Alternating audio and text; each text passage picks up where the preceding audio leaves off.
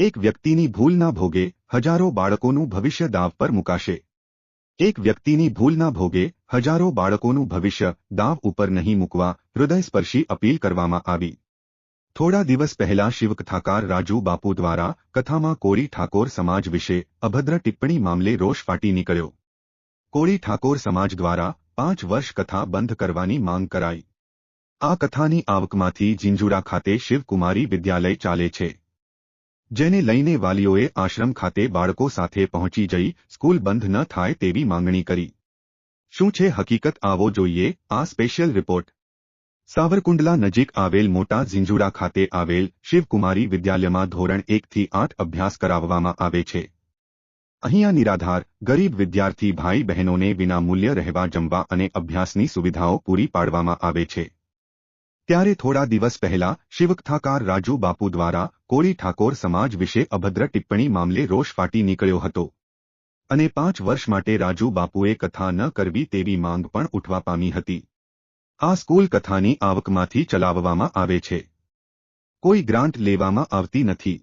મારું નામ છે દેવકુભાઈ ધાનાભાઈ બુધેલા, ગામ ખારી, રાજુલા તાલુકો છે। મારા 2 બાળકો અહીંયા ભણે છે। પહેલા એક ભણતો હતો, એ 10મામાં અત્યારે આવ્યો છે, પણ એની અત્યારે હું 80,000 રૂપિયા ફી ભરું છું, તો એ મારી અત્યારે કેપેસિટી નથી અને છતાં મારો અહીંયા બાળક ભણે છે, એની હજી અત્યારે અહીંયા ભણે છે, એની મારી 2ની ફી કરું તો હું કઈ રીતે કરી શકું? અને આ કોઈ ઠાકોર સમાજ કહે છે બાપુને કથા 5 વર્ષ તમે બંધ કરો, એ 5 વર્ષ બંધ કરે તો પછી આ હાલે કેમ? કુલ હાલે કેમ ને મારા બાળકો ભણે કેમ? હું નાનો માણસ છું, મારી પાસે કોઈ આજુકતા તો નથી અને 5 વર્ષ મારા બાળકો બી અહીંયા ભણતા, છતાં અમારી એવી પ્રાર્થના છે અને અમે તો આ વિડીયોમાં જોયું એટલે અમે દીદીને ફોન કર્યો કે દીદી આ વિડીયો વાયરલ થયો છે, તો દીદી કહે કે હા। તો પછી મેં અમુક અમારા સમાજોને કીધું કે આ રીતે વાત થઈ છે, તો કે ચાલો આપણે દીદી પાસે રજૂઆત કરવા જઈએ। અમે દીદી પાસે રજૂઆત કરવા આ માટે આવ્યા છીએ, જેના કારણે મીડિયાના માધ્યમથી આ સ્કૂલમાં અભ્યાસ કરતા વિદ્યાર્થીઓના વાલીઓને સ્કૂલ બંધ થઈ જવાની ખબર પડતા આજે શિવકુમારી આશ્રમ ઝીંઝુડા ખાતે વિદ્યાર્થીઓ સાથે વાલીઓ દોડી આવ્યા હતા। વાલીઓ દ્વારા સંચાલકને સ્કૂલ બંધ નહીં કરવા માટેની આજીજી કરવામાં આવી છે। વાલીઓની એક જ માંગ છે કે બાપુએ જે ભૂલ કરી તેની સજા અમારા ગરીબ બાળકોને શા માટે? અહીંયા રહેવા, જમવા તેમજ વર્ષમાં 2 વાર પ્રવાસ કરાવવામાં આવે છે અને આ બધો જ ખર્ચ કથાની આવકમાંથી કરવામાં આવે છે। બોલો, મારું નામ નાગોથા મુકેશભાઈ છે। હું રાજુલા તાલુકાના સાપરી ગામેથી આવું છું। મારા 2 બાળકો અહીંયા ભણે છે। એ 2 બાળકો એક 4થામાં છે અને એક 7મામાં છે। તો અત્યારે અમે મીડિયાના માધ્યમથી એવું સાંભળ્યું છે કે રાજુ બાપુએ જે 2 શબ્દ જે બોલ્યા તે એની ભૂલ છે, તો અમે એવું કહીએ છીએ કે એની ભૂલની સજા અમારા બાળકોને ના મળે।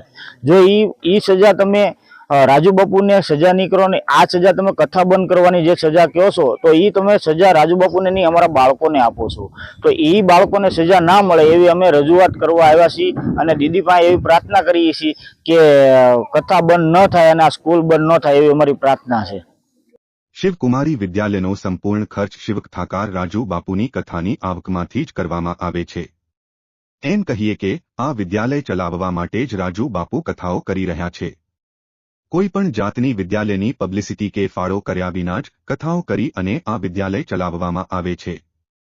ત્યારે વાલીઓ કથાકાર રાજુ બાપુની ભૂલ થઈ છે તે સ્વીકારે છે, પરંતુ તેમની સજા આ નિરાધાર અને ગરીબ બાળકોને ન થાય તેવી નમ્ર વિનંતી કરી રહ્યા છે।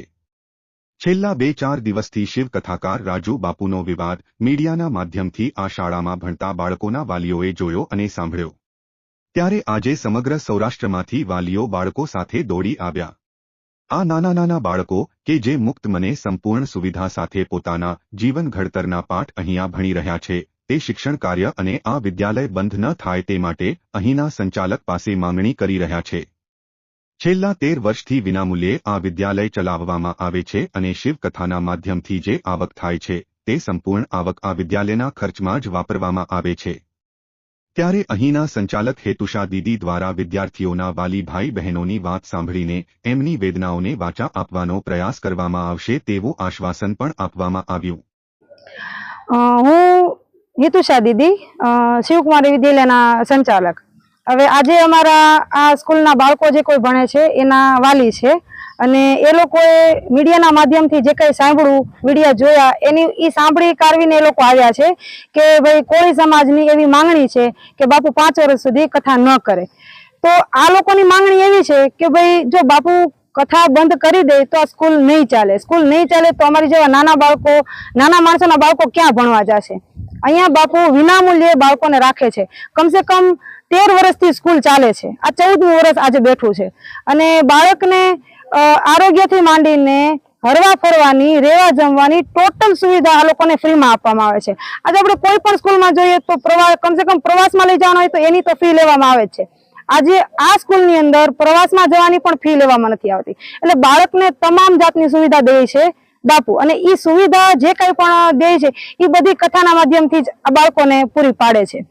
અને જો આ કથા બંધ થઈ જાય તો સ્કૂલ બંધ થઈ જવાની છે. અને જો સ્કૂલ બંધ થઈ જાય તો આવા નિરાધાર જે બાળકો છે એ બાળકોનું શું થશે? કમસે કમ સમાજ આ નાના બાળકો, નાના માણસો જે છે, અનાથ બાળકો જે છે, નિરાધાર બાળકો જે છે એની હાય ન લે તો વધુ સારું કહેવાય. શિવ કથાકાર રાજુ બાપુની એક ભૂલ સમગ્ર કોળી ઠાકોર સમાજને ગહન રીતે અસર કરી ગઈ છે. આ ભૂલ બાબતે તેમના પર પોલીસ ફરિયાદ પણ નોંધાઈ છે.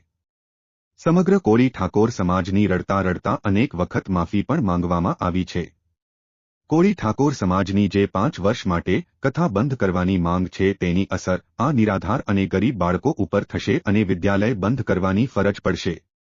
ત્યારે હવે જોવાનું એ રહે છે કે એક ભૂલનું પરિણામ ગરીબ બાળકોનું જીવન અંધકારમય બનાવશે કે કેમ તે તો આવનારો સમય જ બતાવશે.